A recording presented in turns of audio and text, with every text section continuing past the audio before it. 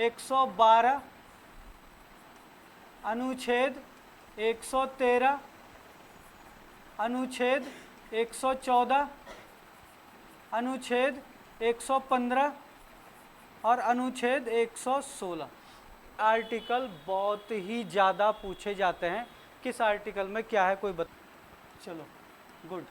वार्षिक वित्तीय विवरण, या आप लिख सकते हो बजट की चर्चा। जो बजट है ना उसी की बात कर रहे हैं। बजट की चर्चा किस अनुच्छेद में? क्वेश्चन आता है 112 में, ठीक है ना। हाँ 113 में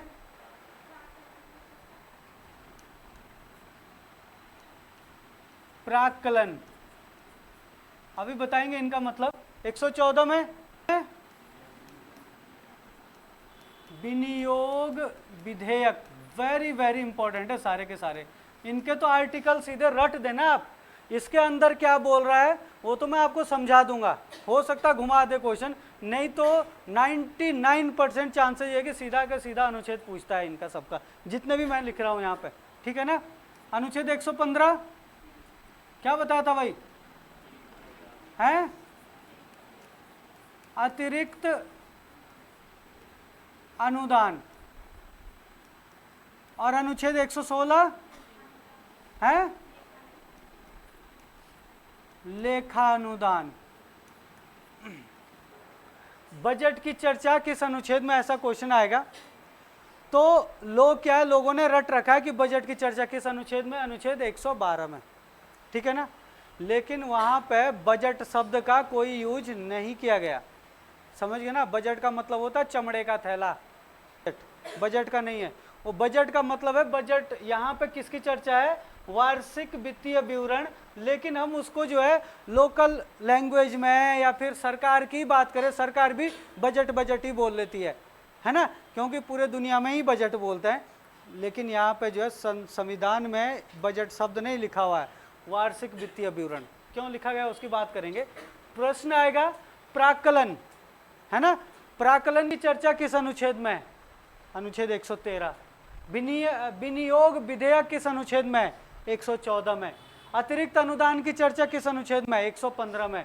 लेखानुदान की चर्चा किस अनुच्छेद में? 116 में। और बाकी 117 में तो हमें थोड़ा सा डिटेल में पढ़ना पड़ेगा, इसलिए मैं यहीं पे रोक दिया हूं। 117 में आपका कल भी बात करे थे, क्या है? हैं वित्त विधेयक, यही है, वित्तीय विधेयक भी लिख देता है। तो खैर इसको भी याद रखना, ये भी ऐसे ही पूछता है कि वित्त विधेयक की चर्चा किस अनुच्छेद में, है ना। एक धन विधेयक होता है, एक वित्त विधेयक होता है। धन विधेयक और वित्त विधेयक में कंपैरिजन भी करेंगे हम क्या है, तो इसको तो डिटेल में थोड़ा ज़्यादा ही पढ़ना पड़ेगा, पर इनके बारे में थोड़ा थोड़ा सा देख लो कि क्या है इसके अंदर। और सब एक दूसरे से जुड़ी हुई चीज़ें हैं, एक एक करके ऊपर से स्टार्ट करेंगे। देखो सबसे पहले वार्षिक वित्तीय विवरण का मतलब, यहाँ पे क्या होता है कि सरकार का जो वित्तीय वर्ष होता है ना, एक वित्तीय वर्ष कहाँ से कहाँ तक होता है भाई? 1 अप्रैल से, ये तो प्रश्न भी आता है, 31 मार्च, ये सरकार का क्या होता है? वित्तीय वर्ष होता है। यानी कि सरकार का जो भाई हमारा नॉर्मल जो हम इंसान है, नॉर्मली ये सब इनका हमारे जो क्या है कि जो वर्ष शुरू होता है, अगर हिंदी महीने के हिसाब से देखें तो हम तो अपने हिंदी महीने भूल ही रखें, लेकिन अंग्रेजी के हिसाब से चल रहे हैं सब। तो 1 जनवरी से स्टार्ट होता है और 31 दिसंबर में ख़त्म होता है, और 1 जनवरी को नया हैप्पी न्यू ईयर आ जाता है। लेकिन सरकार का जो कामकाज का होता है वो कहाँ से शुरू होता है? 1 अप्रैल से और 31 मार्च तक, मतलब मार्च फाइनल। अरे मार्च में काम करने फटाफट, है ना। तो ये जो है आपका वित्तीय वर्ष होता है। तो इस वित्तीय वर्ष में जो सरकार की क्या होती है? सरकार की घोषणाएं होती है। ये एक हिसाब से सरकार की घोषणाएं हैं, है ना। तो वो जो है, जो वित्त मंत्री होते हैं वो भारत सरकार की ओर से जो है घोषणाएं करते हैं कि हम इस साल 1 अप्रैल से और 31 मार्च तक क्या क्या काम करने वाले हैं। तो उनकी सारी घोषणाएं इसमें है। और ये एक हिसाब से सोच लो कि सरकार का एक हिसाब से ये एक फिगर बना होता है कि हमें जो ये काम करने हैं भाई। अब जरूरी नहीं है कि जो बजट में आ जाए वो सारे के सारे काम होंगे। अभी देखो 100 स्मार्ट सिटी का मामला था, अभी तक लटका हुआ है, समझ रहे हो बात को। तो सारे के सारे काम भी नहीं हो सकते हैं, हो सकता है बीच में कुछ अटकने आ जाए, या हो सकता है सरकार कुछ और काम करते करते उस काम का नंबर ही नहीं आया जिसको करना चाहते थे, टारगेट तो किया था लेकिन नहीं हो पाया। तो ये एक हिसाब से क्या है कि सरकार का पूरे साल भर का क्या है, एक घोषणा पत्र है कि हम पूरे साल भर में ये काम, तभी तो लोग बजट देखते हैं। बजट इसलिए महत्वपूर्ण होता है कि हमारे लिए थोड़ा सा आइडिया आ जाता है, सरकार का भी आइडिया अपना कि हम ये काम करेंगे, तो हमें पता है यार इस क्षेत्र में सरकार इतना इन्वेस्ट करने वाली है, इस क्षेत्र में इतना काम करने वाली है, तो काम की शुरुआत हो ही जाती है। तो लगभग ऐसा होता है कि 80% तो वो काम होते ही होते हैं जो बजट में होता है, कुछ कुछ काम गलती से रह जाते हैं, नहीं तो चांसेस पूरे रहते हैं। तो ये है भाई बजट। तो वार्षिक वित्तीय विवरण इसीलिए बोलते हैं कि एक वर्ष का पूरा विवरण होता है इसमें। और बजट इसलिए बोलते हैं भाई कि बजट है ये, हम बोलते नहीं कि भाई हमने बोला कि भाई तुम्हारा बजट कितना है, कोई ज़मीन खरीद रहा, बोले तुम्हारा बजट कितना है, तो बोले यार मेरा बजट तो लगभग जो है 60 लाख का है, 70 लाख का, 90, 1 करोड़ का बजट है, 1 करोड़ के बजट में मुझे। अब बजट का मतलब है कि उसने सोचा है कि भाई मुझे इतना पैसा वहाँ खर्च करना है, इतना पैसा मकान में खर्च है, तो उसका भी बजट है उसका अपना, है ना। तो बजट यही होता है कि आप जो है एक अपना एक मसौदा या आपका विवरण तैयार किया जाता है कि मुझे इतना पैसा जो इन्वेस्ट करना है और इन चीज़ों पर इन्वेस्ट करना है, तो इसी को क्या कहते हैं, बजट कहते हैं। और यही क्या कहते हैं, भारतीय संविधान में इसका विवरण किस नाम से है, वार्षिक वित्तीय विवरण के नाम से, ठीक है ना, समझ गए होंगे बजट। प्राक्कलन, प्राक्कलन क्या होता है, जैसे हम क्या है कि एक एस्टिमेट बोलते हैं ना, बोलते हैं भाई एस्टिमेट, है ना, एस्टिमेट बोलते हैं कि भाई एस्टिमेट लगाओ जरा, बोलते हैं, ऐसी बात करते हैं कि चाहे कोई मकान बना रहा हो, या चाहे कोई सड़क बना रहा हो, चाहे कोई क्या है कि किसी की शादी हो रही है, शादी में कोई सामान इकट्ठा करना है, उसके लिए कोई सामान इकट्ठा करना है, तो बोलेंगे भाई एस्टिमेट लगाओ जरा कितना पैसा खर्च होगा।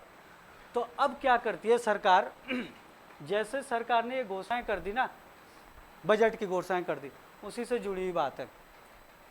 सरकार क्या करेगी, अपने जो अब खर्च करना है पैसा, कि हमने जो है सड़कें बनानी है, सड़कों पे इतना पैसा खर्च करने की घोषणा की है सरकार ने, तो कैसे कैसे पैसा खर्च किया जाएगा, कहाँ पे कितना पैसा, किस स्टेट में कितना पैसा जाएगा, उस स्टेट में भी कितनी सड़कें बननी है, और कितने सड़कों पे पुल बनने हैं, कितने नदियों पे बनने हैं पुल, और कितने जो है क्या कहते हैं गदेरे हैं, कितने छोटे पुल हैं, कितने बड़े पुल हैं, कितनी जो नेशनल हाईवे हैं, कितनी कच्ची सड़कें, वो सारा का सारा ब्यौरा दिया जाएगा। और फिर यहाँ पे क्या बनाया जाएगा, एक एस्टिमेट बनाया जाएगा। तो एक जो क्या होता है एस्टिमेट जो होता है, वही एक हिसाब से क्या है, प्राक्कलन होता है, यानी कि खर्च करने के लिए दिया गया ब्यौरा, है ना। कुल मिला के जो प्राक्कलन है वो क्या है, खर्च करने के लिए दिया गया ब्यौरा है, एस्टिमेट। अब क्या है भाई, यहाँ पे सपोज इस एस्टिमेट के तहत हमने बनाना है एक नदी पर पुल, है ना, सड़क के लिए एक पुल बनाना है। अब उस पुल के लिए जो है सरकार ने अपना एस्टिमेट दे दिया कि इस पुल पे जो है क्या है, हो सकता है 2-4 पुल हो, बहुत सारे पुल हो, और इस पे जो है सरकार ने अपना एस्टिमेट दे दिया 1 करोड़ का, कि इस पे जो लगभग जो है 1 करोड़ जो है लगने हैं इस पे। एस्टिमेट में लिखेगा ना वो सारी चीज़ें कि कहाँ पे कितना पैसा लगेगा, कहाँ पे कितना पैसा। तो हम किसी एक चीज़ को लेके चलते, सपोज कि 1 करोड़ यहाँ पे लगना है किसी पुल पे। अब जो 1 करोड़ लगना है, इसको अब संसद के सदन में लेके जाना पड़ेगा कि भाई अब इसको खर्च कहाँ करना है, मतलब इसको खर्च करना है तो ये पैसा चाहिए हमें। तो अब क्या है कि ये पैसा हमें कहाँ से निकालना है, भारत की संचित निधि से। और संचित निधि से पैसा निकालने के लिए कि कहाँ कितना पैसा चाहिए, तो वो संचित निधि में जब पैसा निकालने के लिए यहाँ पे क्या करना पड़ेगा, मतलब धन निकालने के लिए लाया गया विधेयक। अब धन निकालने के लिए विधेयक लाना पड़ेगा। कई बार क्या हो जाता है, जैसे सरकार थी, सरकार ने कोई मंजूर कर दिया और किसी ठेकेदार को ठेका दे दिया, अब ठेकेदार को ठेका दे दिया, उस ठेकेदार ने काम करना था। अब कोरोना के टाइम में 2019 में काम लिया उसने, काम स्टार्ट हो गया और बीच में जो है लॉकडाउन लग गया। तो खैर लॉकडाउन में तो ये किया था कि चलो काम होते रहेंगे, है ना, कि सरकार को घाटा हो जाता बहुत बड़ा। लेकिन अगर लॉकडाउन लग गया और काम नहीं हो पाई, फैक्ट्री वगैरह बंद हो गई, और फिर लॉकडाउन के बाद जो लॉकडाउन खुला सीधा, अब ये काम हुआ सीधा 2022 में। 2019 में जो काम होना था वो सीधा अब 2022 में हो रहा। जो सीमेंट सरिया थी उसकी महंगाई हो गई, जैसे सीमेंट का कट्टा जो है सपोज 300 का था और ये सीधा 500 का हो गया। ठेकेदार की तो बैंड बज जाएगी। बताओ अब उसके लिए ये काम किया गया कि बाई चांस अगर ऐसी स्थिति आ जाए कि भाई बहुत लंबा चला काम, किसी कारणवश बीच में रुक गया और उसमें सरकार के वजह से ही रुक गया हो या फिर कोई बिल्कुल एकदम जायज़ रीजन के कारण रुक गया, तो उसके बाद क्या है कि किसी को मतलब नुकसान भी ना हो ज़्यादा, तो कहा गया कि भाई तो फिर क्या होगा कि सरकार उसके लिए क्या देगी, अतिरिक्त अनुदान। यानी कि कुल मिला के यहाँ पे अगर धन कम पड़ जाए तो उसे पूरा करने के लिए लाया गया विधेयक क्या होता है, अतिरिक्त अनुदान है, तो एक्स्ट्रा पैसा दिया जाएगा। फिर विधेयक पारित किया जाएगा कि हाँ भाई ये काम तो नहीं हो पाएगा इतने में, तो सरकार क्या देगी, उसको और पैसा दे देगी भाई कि चलो ठीक है करो इस काम को। तो ये होता अतिरिक्त अनुदान। सरकार के व्यय, सरकार के व्यय का ब्यौरा, यह है लेखा अनुदान। बात करें 2024 की, तो 2024 में क्या हुआ कि चुनाव हुए, है ना। अब चुनाव हुए तो सरकार के जब चुनाव हुए तो चुनाव से पहले बीजेपी की सरकार थी, है ना। अब बजट भी पेश किया गया, इसको अंतरिम बजट कहते हैं। अब क्या है कि उस बजट में कितना काम हुआ, कितना इन्होंने खर्च किया है और कितना पैसा आया है, कितना गया है। तो आया हुआ पैसे की तो कोई दिक्कत ही नहीं हो, तो भारत की संचित निधि में है। लेकिन खर्च कितना किया भाई, तुमने गलत तरीके से तो नहीं किया खर्च, या अपना घर का खजाना तो नहीं भर रहे हो। तो उसके लिए जो है ज़्यादातर ऐसी कंडीशन में हो सकती थी ये बात कि जैसे नई सरकार आने वाली है, इस साल 2024 में चुनाव हुए, तो 2024 में जब चुनाव हुए, चुनाव से पहले सरकार ने काम किए, और काम किए तो सरकार, यार ये भी हो सकता है कि अब सरकार आए या ना आए, हो सकता है कांग्रेस की सरकार आ जाती, किसी दूसरे पार्टी की सरकार आ जाती, और बीजेपी सोचती कि हमें जो है क्या मतलब, अब सरकार तो हमारी आने वाली नहीं, इसलिए जो ये 3-4 महीने जो है बीच में, या 5-6 महीने है, इसमें लपेटो, और वो ज़बरदस्त तरीके से लपेट देते। तो इसीलिए लेखा अनुदान लाया गया। भाई आप जो है ब्यौरा जाने से पहले या चुनाव से पहले जो है आप बताओ कि आपने कहाँ इतना पैसा, आपने जो है 10,000 करोड़ खर्च किए हैं, तो कहाँ कहाँ खर्च किए। अच्छा एक चीज़ मैं और बताना चाह रहा था आपको, एक है लेखा अनुदान और एक है राजस्व। इसमें जो है फर्क कई बार पूछा गया है पेपर में, कि शब्द में याद रखना है, ये है व्यय और ये है आय।